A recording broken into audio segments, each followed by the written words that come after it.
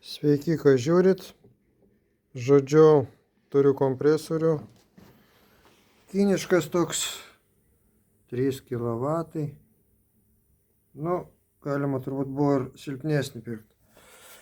Gana galingas, gerai veikia, viskas buvo gerai, naudoju čia garažėlį dažymui. O čia duomenys, kam įdomu. Žodžiu, tokia problema. Dirbau. Ir jisai atsisakė pasileisti. Maždaug, va tai va dirba.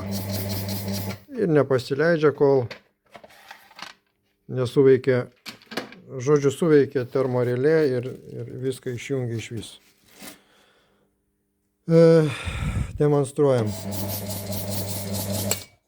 O, matėt, išsijungia termorelė. Dabar išjungiam, laukiam, kol atšals, nes dabar nepasileis. Žodžiu, yra 2 kondensatoriai. Čia yra darbinis kondensatorius. O čia, ne, meluoju, čia yra starto kondensatorius, o čia yra darbinis kondensatorius ant 40 mikrofaradų.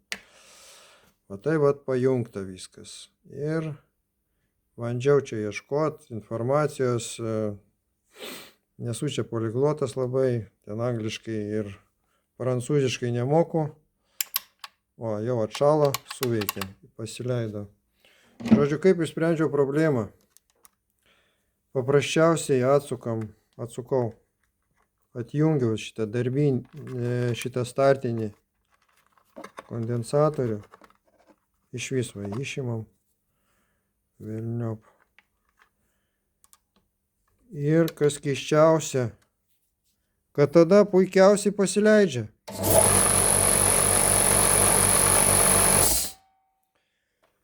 Ir pasileidžia, reiškia, ir dirba tik nuo darbinio, kuris turi tik tai 40 šitų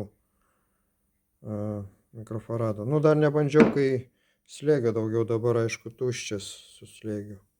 Nu, žodžiu, va toks va būdas. Kaip supratau, neturiu kom patikrinti, bet greičiausiai šitas trumpina kažkaip. Tai tiek žinių.